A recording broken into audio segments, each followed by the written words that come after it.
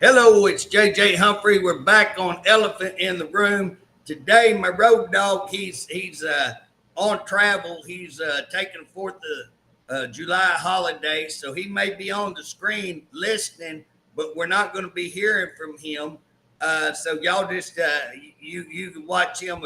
I hope he'll agree with me. He'll be shaking his head yes or no, either in agreement or disagree with me. Hey, we're going to talk about something today. Because for me, when we're talking about the 4th of July holiday, I hope everybody's having a great weekend. It's been great for me. We've had hamburgers and, man, just all kinds of food and have enjoyed just a relaxed weekend. It's celebrating the independence of America. And when we're talking about independence of America, then we've got an important subject to talk about today because I personally believe one of the biggest battles for America is not without, it's from within. And we're going to see that if we don't stand up and fight these things and call these things out, America's going to implode from within.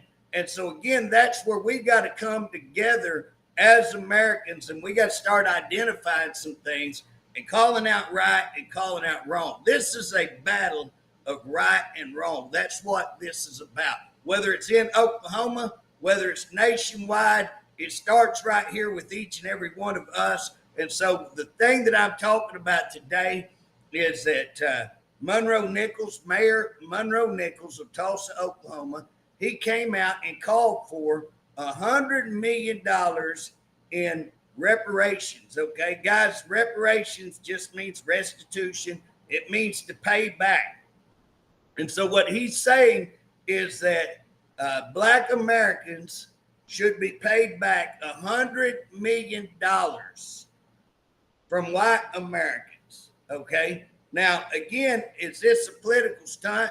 Is this Monroe just trying to get his name out there, trying to, make a big name for himself, or does he have a valid point? And again, I think it's a bit of both. I think there's a little bit. I think that he don't mind raising the bar up and him being responsible for calling this out.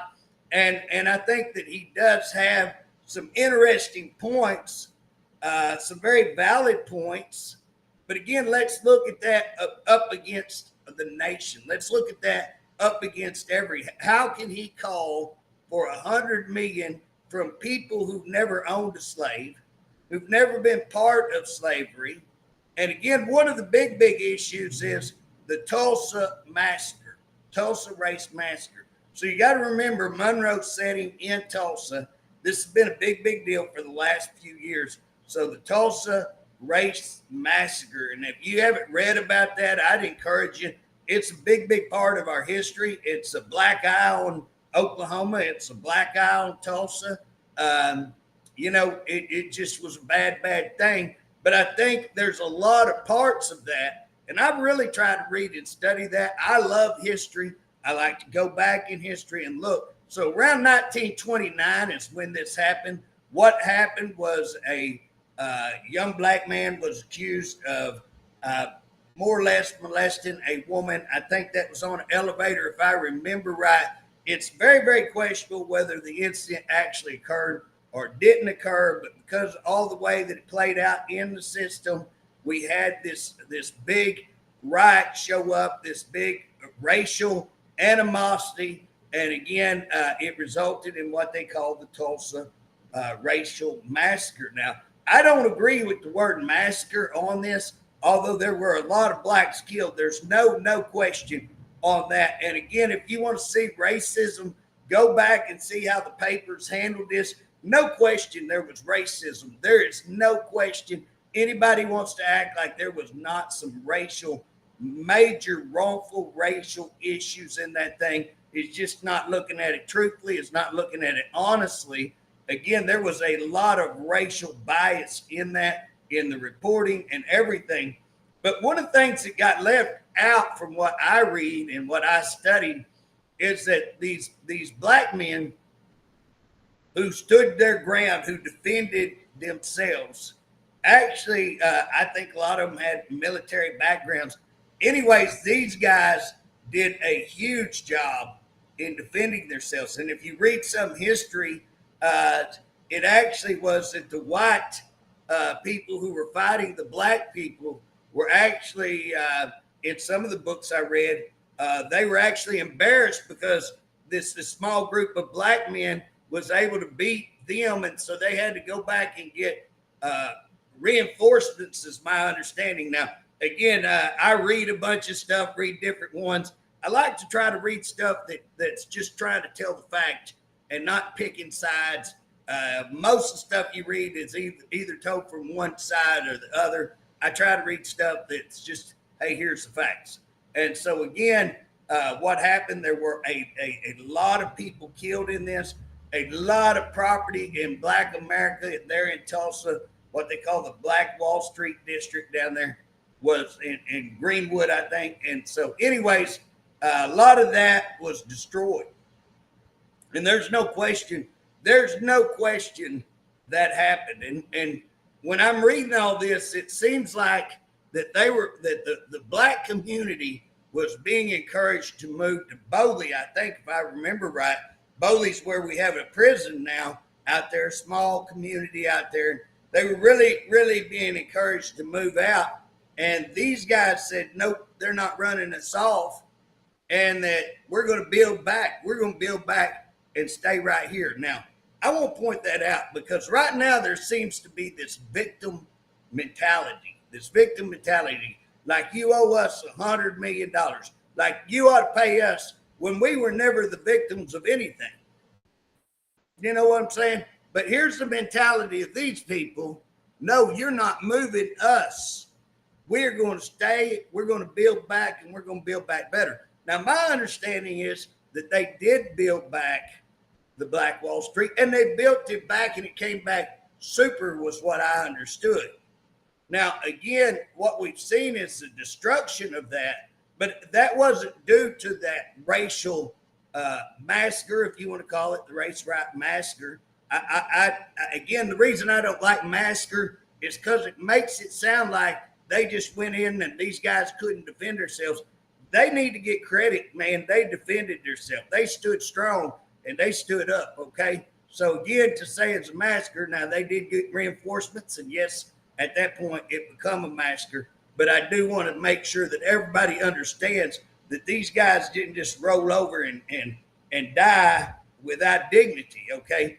These guys stood up and stood strong, okay? So what we see is Wall Street coming back, Black Wall Street coming back.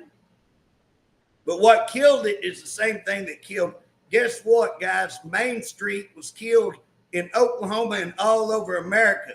When you go to communities, one after the other, especially these smaller communities like the one I live in Atoka, man, what killed Main Street wasn't racism. It wasn't anything like that. It was Walmart. It was Target. It was these big conglomerate stores that could sell things at a better price than I could go down to Tasco's or Otasco or one of these other local downtown shops and get. You know, again, used to, we had a lot of shops, and now when Walmart come in, guess what? I don't like to go to Walmart. I think they buy a lot of Chinese products. They don't support America.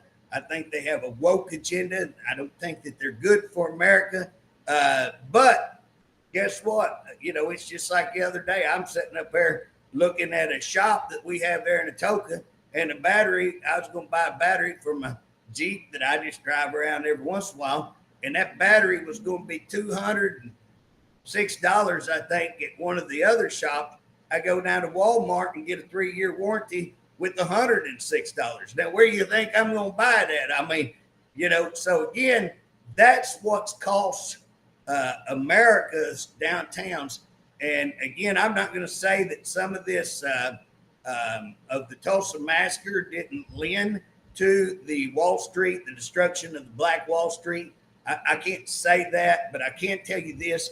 I believe that those people stood strong there in Tulsa, that they rebuilt, that they built back, and it was doing good. And then what happened was that we see things like progress, streets are moved, Target comes in, Walmart comes in, these big conglomerate stores come in and they take away business. I'll tell you another thing that helped hurt, that really harmed Black Street America, Wall Street, Black Wall Street, whatever you would call it.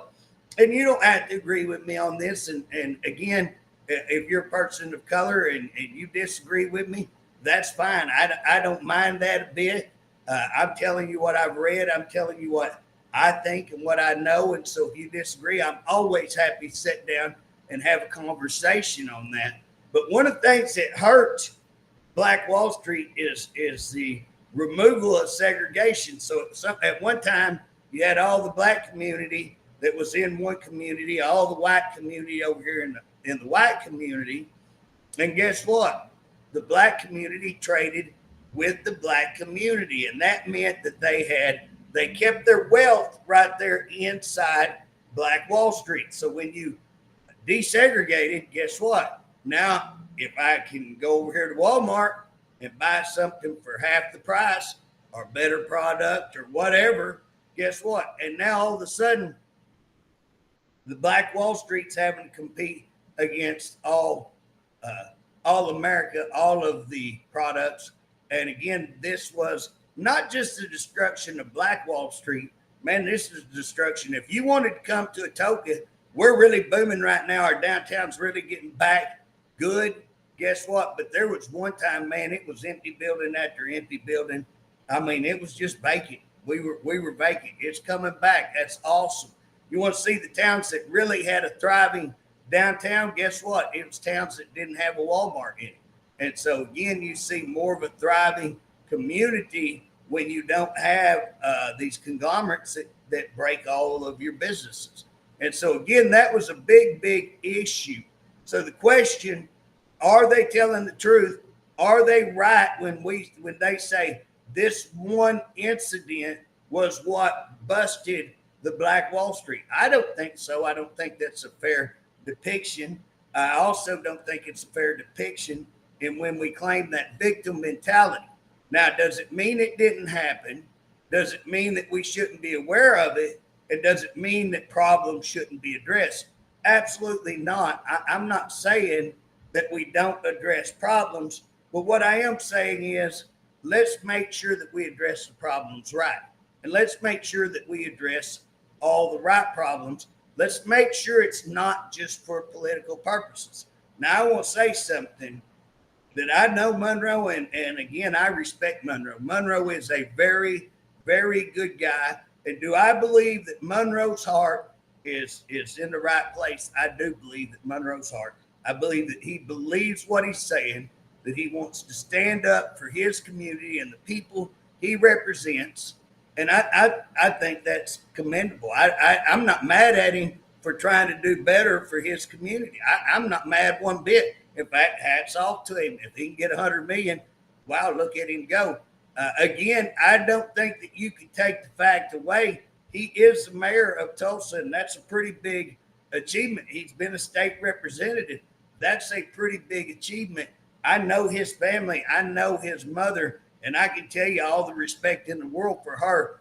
Very, very smart woman. You want to talk about corrections or criminal justice, I would tell you better eat your Wheaties if you sit down with her, because she knows her business. And naturally, he got some of that. And so, again, he comes from good people. He is good people. I like Monroe. Can't say that enough. And, again, I'm pointing out some of the things that I disagree with him because, guys, I think that this is a lot bigger subject, and this is something that we need to be talking about here in Oklahoma. We need to be talking about it across the United States. And if you see, I mean, again, we've had all of these, the bills that have been passed that we've had to fight to keep racism out of our schools. Again, teaching things that are incorrect, all the woke ideals and the woke agenda. Guys, these are Marxist agendas. They are set in to destroy our country.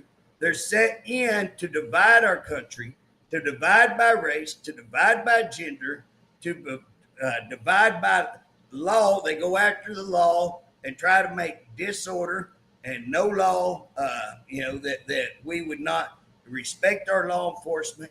And so one of the things right here is one of the branches that we're talking about, racism. And this is pushing racism.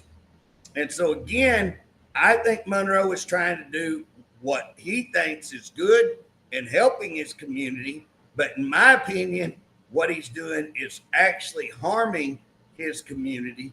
Want to give that some look, want to talk about that just shortly. And again, guys, I've asked some people to come on. Most people are very, very scared to talk about this subject. Most people don't want to discuss this subject, especially on a podcast like this, where they have to declare where they're at openly and make an open commitment on where they stand on issues like this, because they know they're going to catch some heat no matter what. If you're discussing this subject, you're going to catch some heat. I intend to catch some heat. I'm fine with that. But I'm going to try to back up my opinion to show you that my opinion is not based on just what I think and what I feel, but my opinion is based on the facts of I know them and show you facts, okay? So I just want to start by the other day, me and my wife, I go all over the state. Man, I'm going all over the state. And we stopped into a little store, and a bunch of men were back there drinking some coffee like they always do. And again, we were walking by, and one of them dropped the N-word, the big bomb, but a couple of times right there. And when we got out to my car, my wife said, did you hear that? Did they say what I think they said? And I said, yeah, they said it. And I said, hey, it's just, that's a bad deal. It's still there. There's still some racism out there. There's still people who think, hey, there's us and them, and we're divided by color, okay? There's still people who think that. And again, I don't condone racism. I don't like racism. I've known bad white people. I've known bad black people. I've known bad Hispanic people. I've known bad Indian people. And guess what? I've known good on every one of those races. And again, you know what? Race does not determine your quality, okay? Race does not determine who you are. And so here's the deal. When you see that or you hear that, it's just alarming now. And the reason I bring that up, because, there was a time when if you'd have walked through there and heard that, wouldn't have said a word, wouldn't have been no big deal, wouldn't have thought, maybe you don't use that, but you wouldn't have thought nothing about them using that word. But my wife was shocked to hear that word. I was pretty shocked to hear them just openly say that. And again, at the end of the day, that's a good thing that we're shocked. That's a good thing that we're amazed that people would still use that word, out in public. That's what I'm trying to tell you is we've come a long way. Now, are we where we need to be? Absolutely not. There's still racism. Anybody doesn't know that. I was 24. I just gotten married. First black person moved about a block from me. Nicest woman you ever want to meet. First night she was there, we had a group of thugs paint her house, put KKK on it, went out on the front the highway there and put KKK. I woke up next morning and seen that. I went right down there, knocked on the door. She's scared. She cried, naturally so. And I told her, I said, hey, I will go buy paint and I will paint your house. If you won't move, I'll paint your house. I'll paint that highway right out there. And I promise you, there won't be anybody touch your house again. And I live just right there. And I'll guarantee you before this day's over with, people know not to mess with you. And, she just told me I don't want to live in a place like this and move. Now, since then, we've had quite a few black people move in, and we've had no problem, okay? But that's just to show you the mentality. I'm 58 now. That was when I was 24. So again, you're talking a good 20, plus years. Okay. And we've seen things get, much, much better on racial division and racial tension. And we've seen racism become something that used to be to now something that people don't tolerate and people don't like and people don't respect. Now that's where that's headed in the right direction. That's headed in a good direction. But here's where I'm at. When you start telling white people, you owe me $100 million for something that was never done to you, that I never did. And again, that's assumed that I didn't have any problems. So guess what? If you want to go back in my history, was my family done wrong? Can I show you there was that we were severely treated, removed from our country, from our area, removed and put on a trail? But you want to hear something worse? Because my people fell behind, either due to sickness or due to whatever reason, because they fell behind. I can prove that I am 100% the descendant of my great-great-grandpa, 4 removed, and my great-great 4 removed uncle. My uncle has a roll number. My grandfather doesn't have a roll number. They have the same mother and father.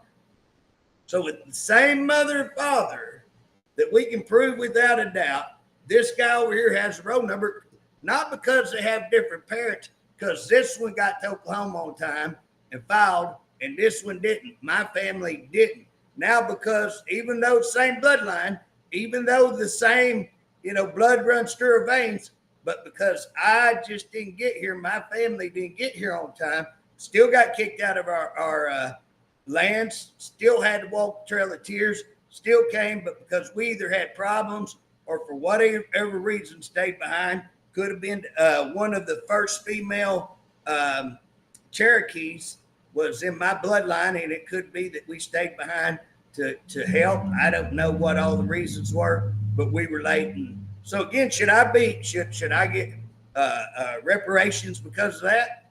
Should I be able to be counted as Indian because of that? I feel like I should be, but guess what? I'm not. And again, so if you want to talk about wrongs in Oklahoma, man, you're not going to just talk about blacks.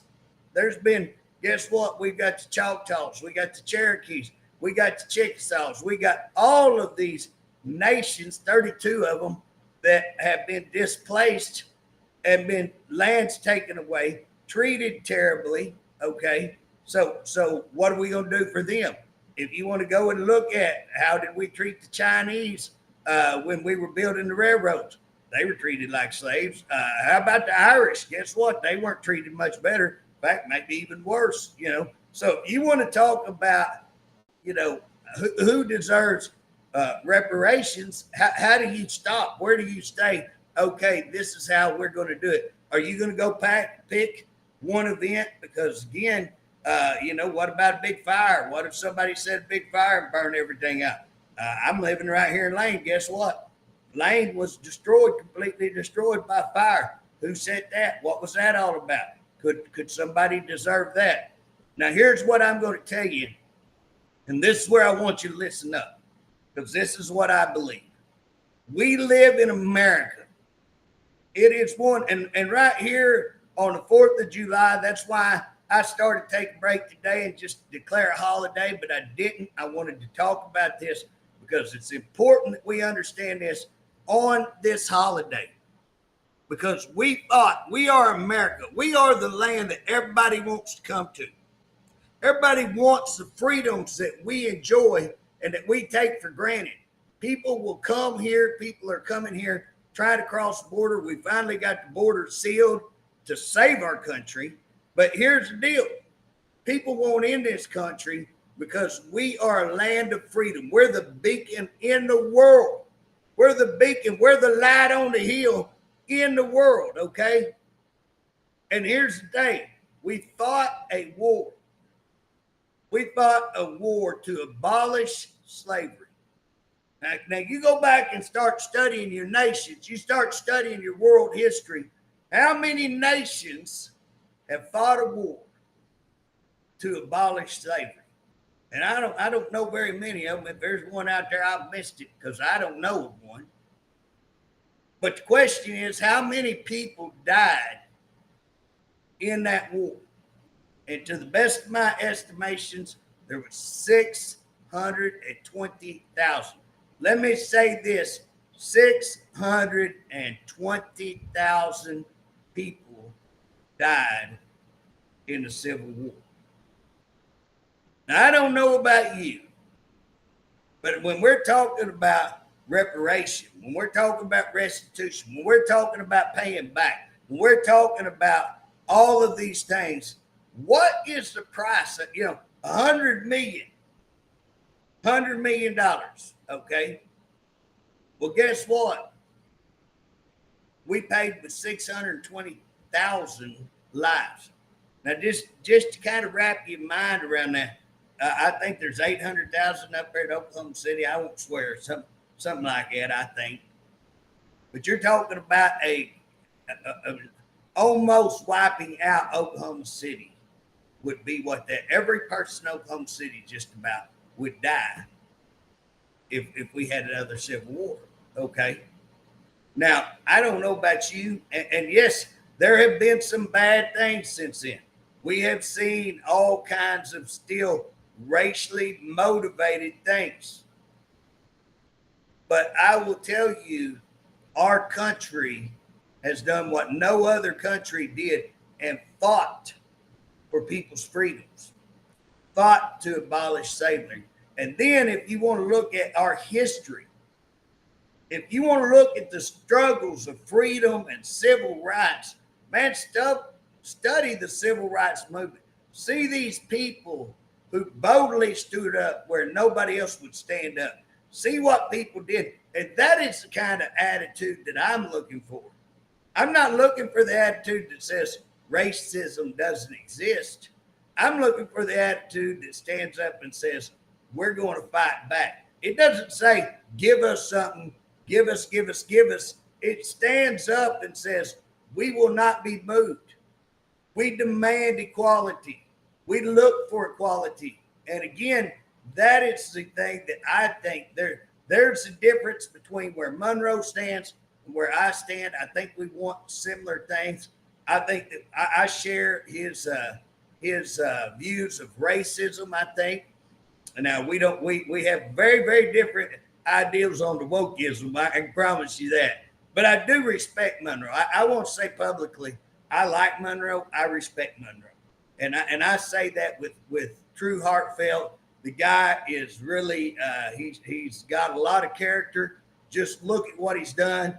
Look at the achievements that he has achieved. And I guarantee you can't, not give him credit. Now that, but I don't agree with him on a lot of the racially motivated wokeisms and all of those kind of things. And so, again, we have our own disagreements. And so here's what I want to say is if we as a country had 620,000 people die, is their blood not paid? I would say debt paid. I mean, how many people have to die to give you freedom? Are we going to pay back the families? What about all those families who lost their loved ones? What about all those families who were displaced because of that war? What about all those families whose father never came home and again they went through poverty? What about all those men who lost legs and who lost limbs? Ain't even included in that 620,000. Let's talk about all the ones that went back disabled. What's the leg worth? What's an arm worth? Back in them days, especially when it would have really meant that you could not be a productive person. You know what? I would say debt paid. I would say that we don't owe anything. We paid it right there. We paid a hell of a price right there. And so again, we don't have enough conversations like this to say, hey, let's look at what's been done. Let's look at the civil rights movement and let's look at what happened and let's look at what our country did to make changes, to try to make things right and to try to make sure that everybody experienced equality. And again, these equalities are not just in race, these equalities have been in gender as well. But guys, we've reached the point to where, you know what? I was down there getting I pay an ag insurance the other day, and I'm down there getting ag insurance. And I said, hey, I won't pay my insurance. I said, my father passed away about almost a year ago now. And so I just in there and said, hey, how about if I pay for my mom's insurance too? I'll just get her insurance too. And they said, well, your mom don't have to pay. And I said, really, why would she not have to pay? She's a woman. I said, wow, I thought we were all pushing equality. I thought we were all for equality these days. Nope, women don't have to pay. Minorities don't have to pay. Only white dudes pay. You know what I'm saying? Wow. Now you tell me, what's the equality there? What message are we sending when we have that right there? Here's what's funny. I just put it in my wife's name and go down there and get free insurance. And again, do I think that's right? I do not think that's right. I think that's totally wrong. I think that is evil, is what I think. Is that what we did was we moved from one ditch to the other. Now we're going to say, well, you know, we're not going to let women have rights. Now we're going to say women have twice as many rights as men. Now, how does that, how does that make it right? When we say, okay, we're not going to treat blacks the same way as whites, but now we're going to treat them 10 times better than whites. How long would that need to go on before it's balanced out? Again, guys, let's treat each other the same. Now, people say, well, you're white, JJ. Well, you really think so? Go back and look at my Indian heritage. Guess what? I could claim that. I could jump up and say foul. I've been done wrong twice as bad as anybody else. Not only was I kicked out of my land, but I was denied my own Indian heritage. I could make claim on that. Guess what? Not just one heritage, but I got two. I can prove that I'm Choctaw as well. Can't get a card on either side. I could claim, guess what? I'm born in the Choctaw Nation. By birthright, I should be a Indian. If we're going to go by the, what we're all arguing right now, if you're born in America, should you be a naturalized citizen? Well, guess what? If I'm born in the Indian Nation and I'm born in the Choctaw Nation, should I not be a member of the Choctaw Nation just by birthright? Big argument could be made right there. But again, all of these things, nobody wants to talk about that. Nobody wants to say. Everybody just wants to look at this narrow little window.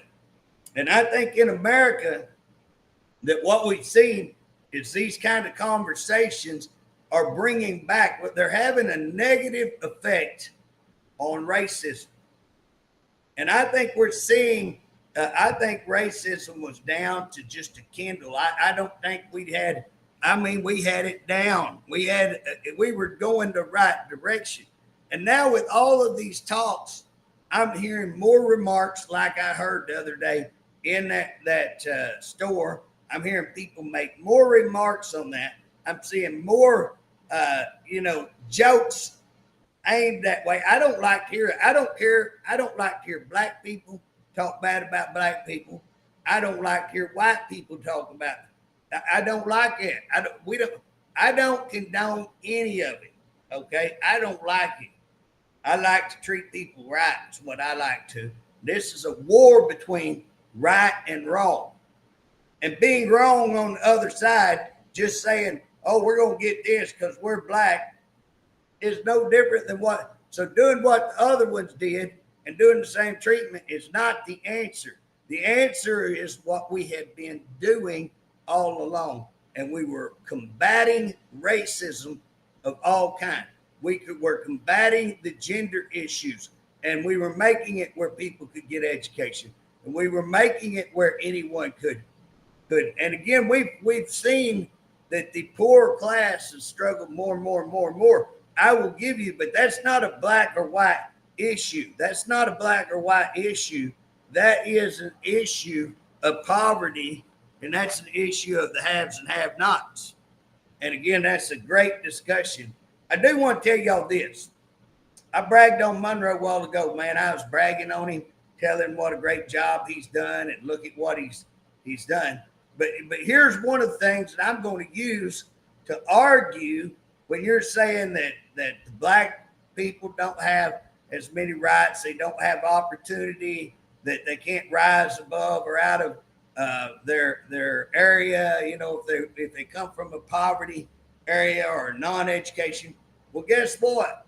I would say that's not right, because I could point to Monroe and say Monroe is a black man who has been state representative, who is the mayor of one of the largest cities, period. I mean, hey, look, I mean, he's one of the top people in the nation as far as I'm concerned. Tulsa's one of your bigger cities in the nation.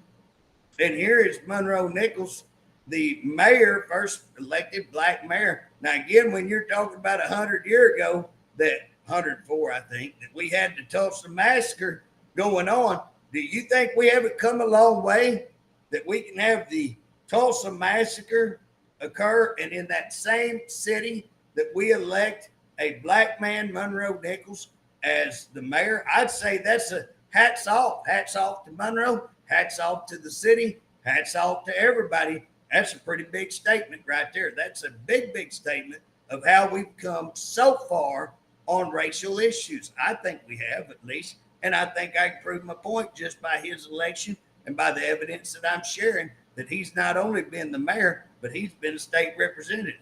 Guess what? I can name you numerous other people that have been, and not just black men. And there have been some good black men up here that have been state representatives. And I've got a friend that just got elected county commissioner, first black county commissioner there in Oklahoma County, I believe. And good dude. I love him to death. So again, we've seen long strides. We've seen big strides being made on the issue of race. Not only have you seen black men, but you've seen black women. And so I know 2 black women that are senators, that have been senators while I've been there. And I know several black women who have been representatives. So, again, it's not just black men, it's black women. So when we're talking about gender, when we're talking about race equality, guess what? This is evidence that we are going the right way, I believe. And when we turn around and start these talks about you owe me for something that never happened to me, for something that happened 100 years ago that wasn't, you know what I'm saying? I think I read somewhere where there's 2 people still alive. They were kids when that happened, is my understanding. And they're still alive. They're 110, 111 years old. I mean, dadgum, that's what we're talking about. This was over a century ago. And you're going to come back and say, you owe $100 million because something that your great granddad did 100 years ago. That, guess what? Most of us, great granddad wasn't even involved in that. How many of those people have moved on? How many of those people are still even around? How do you identify who was the, that would be like I commit a crime. I go out and steal something, and they're going to order me to pay restitution. And I say, no, everybody ought to jump in and pay restitution with me. Everybody ought to have to pay for my crime. That's what'll make it right. Everybody kick in and pay for my crime. No, restitution and reparations are assessed to the people who did the crime. Guess what? It's 100 years ago. Who did the crime? Who you going to charge with this?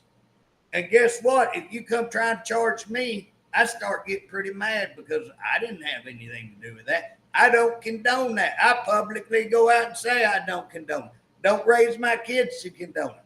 So why are you going to try to charge me? And where's this money coming from? Because there's this endless deal of money. You know what I'm saying? It's all the socialism programs. And like throwing money is going to fix the problem. Let me tell you something. Monroe, I love you. But throwing money at a problem don't fix the problem.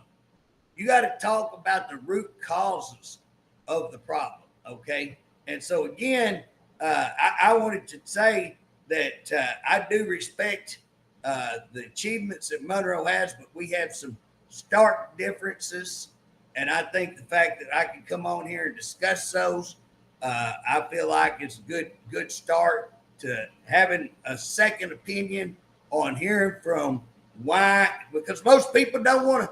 Oh, you're going to get marked as a racist, JJ. People are going to call you racist. Now, guys, I have spent this entire session right here on this podcast speaking against racism, talking against. I'm not for racism. I'm the least racist individual you ever seen in your life. I love all kinds of people. I hug and, kiss your cheek, and I don't care what color you are, who you are, or how rich you are, or how poor you are.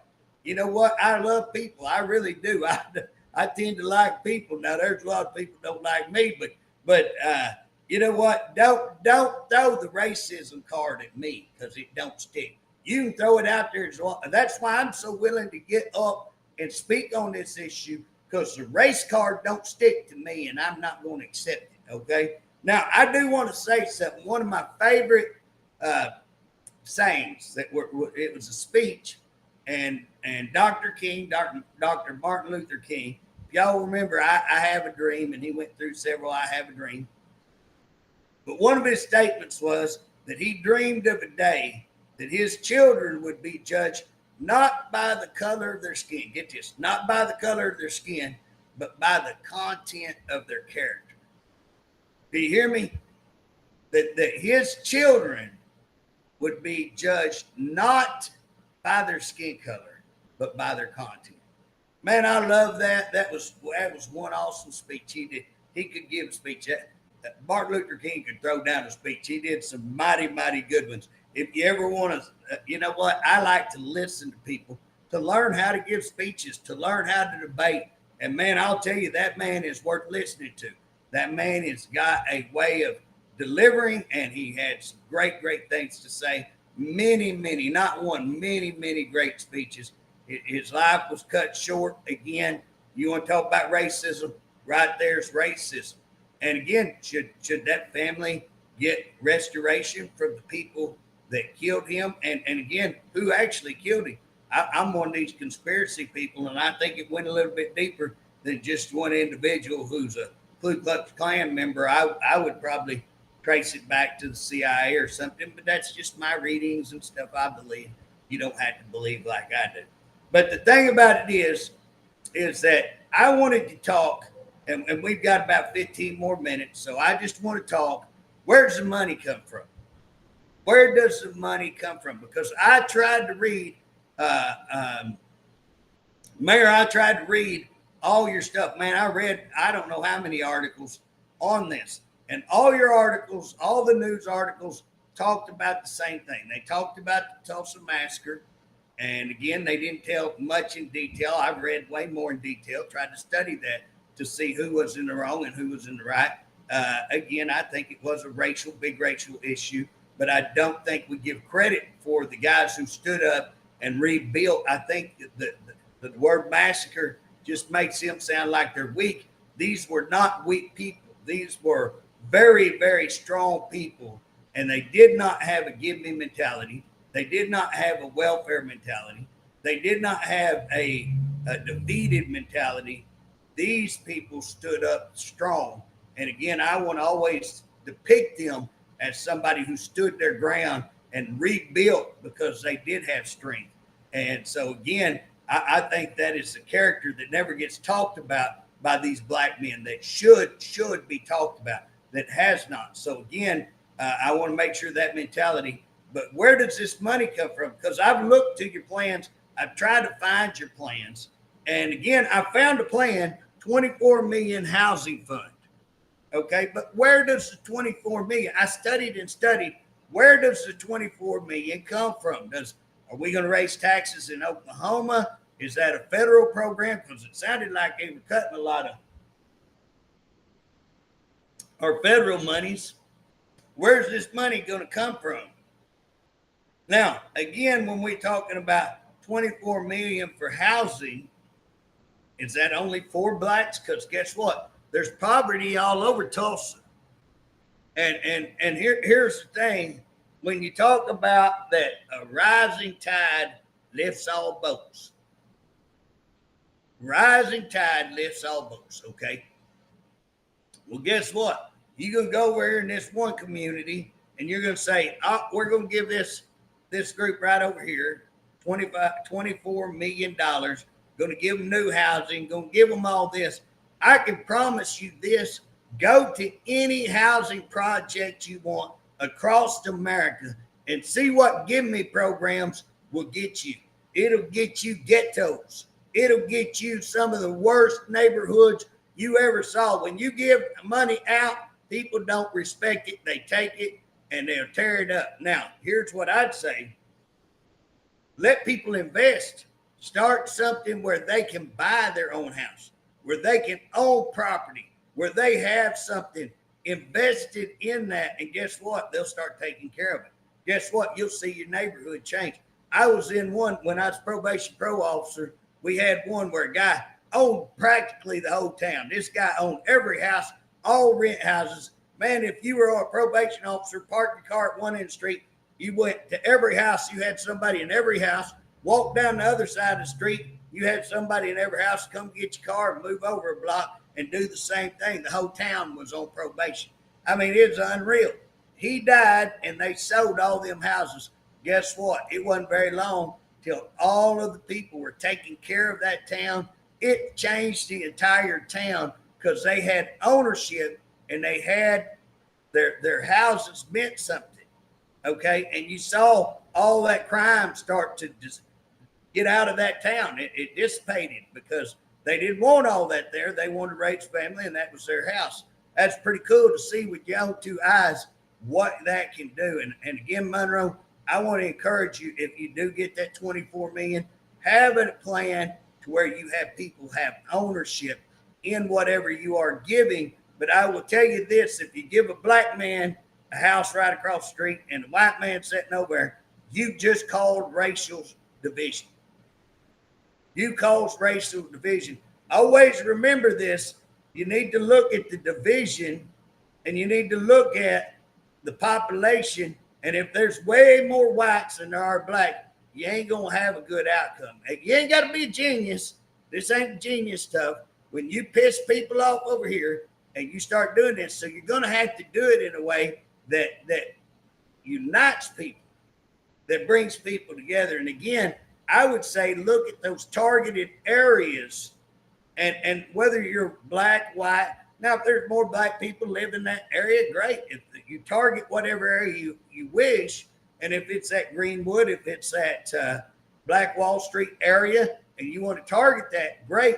But don't discriminate against a Chinese, against an Asian, or against a white, or against an Indian. People who live in that ought to have the same opportunity to grow that. Now, you're going to have 60 million improving pre-existing buildings, cleaning up the area. Again, why is that a racial issue? Why have you made that a racial issue? That's not a racial issue. That is, you know what, Monroe, I wish we'd do what you're doing right there. Take out the racial. Let's do this as a state. This is what I've advocated all over the state. Let's go in as a state of Oklahoma and let's find where our lowest scores, where our lowest test scores are on our schools. Let's go in and find out who has the greatest poverty. Okay, let's go in and look at the poverty. Then let's go in and see who has worst health outcomes. Guess what? You want to bet they're all in the same community? What do you want to bet? They're all in the same community. How much? I'll guarantee you they are. Now, let's go back and start looking at what caused that. What causes that? Why is that community in that situation? And you can say, well, man, you know, hey, they were done wrong. I would encourage you. I will encourage y'all to go back and start reading. I like to read a little history. I like to, you know, the men who built America are the people, ain't just men, women also, that built America. Do you know some of the wealthiest people that have ever lived come out of poverty? I mean, come out of poverty, not just a little bit. Most of those super successful people have come out of some, I mean, hardship. and it made them the people that they are. Okay. So again, circumstances does not keep you from rising. It's a mentality. There's a mentality that keeps people in that shape. And so here's what I'm going to tell you. Let's identify what are the problems. What are the root causes? Is it the bust up of families? Is it poor educational opportunity? Is it entrepreneurial and nobody to teach those skills and the working skills? Guys, we've lost a whole generation who has work ethic, who knows what it is to get up, be on time. I'm on one of my kids, golly, won't be on time. And I'm late to events and I've got 50 things going, but I'll be calling, hey, I'll be right there, trying to be there. But I've got one that, hey, I'm 15 minutes late, no big deal, you know. Okay, that's not good. It's not good, especially if you're showing up to work. Don't do that if you're showing up to work. Show up 15 minutes early. He will actually show up to work on time and do right. But here's what I'm saying. You want to show up and do the right thing. That's a learned skill. We don't see that, but that's a learned skill. Being prepared to work, that's a learned skill. Working and looking ahead and knowing, that's a learned skill. We have not taught that. In fact, what we've done, we've regulated that out. Oh, we don't want you to work, kids. Oh, we've made all these rules where kids can't work. We have cut our own throat when we stop teaching our kids, when we stop letting our kids earn money and see what it's like to earn money and earn what you spend and to go out and buy a new jacket with your earned money and know that, hey, I'm willing to spend this to get this, and teach those economic lessons. We're not teaching those. And so we should instill those. Those are programs that we ought to be pushing in schools. We ought to be pushing in community. We ought to be having youth programs that allow people to work. You want to put 60 million in, let's put 60 million in, something like that. But let's not make it a white or black thing. Let's make it a poverty thing, and let's target areas that need that targeting. So I'm with you, Monroe, on the areas that need targeting, and this area may need that, and I'm with you, but I'm not on, hey, it's a racial issue. I'm on, it's a poverty issue, and let's address poverty, white, black, or otherwise. Let's address school grades, white, black, or otherwise. 21 million in land development and small business. I'm with you there again, Monroe. I'm with you on let's help people. Let's push small business. Let's get incubators that provide people an opportunity to get a start to where they wouldn't normally have the ability to have the upfront money to start a business. But let's also sit down with them and make a plan. And let's not put somebody in there on a failure plan, on something that they ain't never going to make it. You know, let's have a plan. Let's have a business, sit down, teach them how to look at where's your income. Hey, I started a business without a single loan, without a single dime, started a business, grew the business. It was a very successful business. Got mad at the DAs because I'm still mad at the DAs because they're committing crimes and we need to hold them accountable for it. And I'm still mad at them, but they're madder at me, so I think I'm winning. But at the end of the day, guess what? I've done what I'm talking about. I've got business right now. I'm in the ranching business. And guess what? It takes a lot. A young man young man or woman trying to buy property, buy cattle, feed those, doctor those, transportation, equipment. Guess what? Unless you got a rich daddy, you're out. You're out. So again, how do we bring back our ranching people? What about poverty areas and that? Monroe, I know you're just there in Tulsa, and my hat's off to you for trying to help your area to do this. But again, I disagree with the racial issue of it. And so again, for me, where does it stop? I agree, Monroe, target your poverty communities. Try to get money in there. I hope you get all the money. Monroe, I hope you do get $100 million. I hope you spend it, and I hope that it helps your community big time. But I would take out the race side of it and just say, hey, you know what? We're going to help, whether it's white people in that community, whether it's black people. We can put up some signs and we can make it historical. I think we need to have history. I think we need to show where we come from. I think it's important that we remember about slavery. I think it's important that we remember about the Tulsa Massacre. I think it's important to report it accurately. I think it ought to be in the history. I think we all should learn it. But guess what? I think we should move past all that, and we should move into where white people and black people can live in the same neighborhood, and that we target those poverty neighborhoods that's been harmed, maybe by some of these events or just by the lifestyles or whatever, and that we go in there and we use smart ways to benefit, to grow and change lives and make those communities somewhere that we would all be proud to live in. We're all Oklahomans, and that's what we ought to be able to do. And so, again, I hope Monroe is successful in that, but I really would encourage you, take out the racial part of it, and let's just all be Oklahomans. Hey, it's great to talk to y'all. I hope y'all have a blessed what's left of the 4th holiday. I hope you all be blessed, and I hope that we can all agree that we are not, every one of us should be against racism, and that we won't see racism stomped out. Y'all have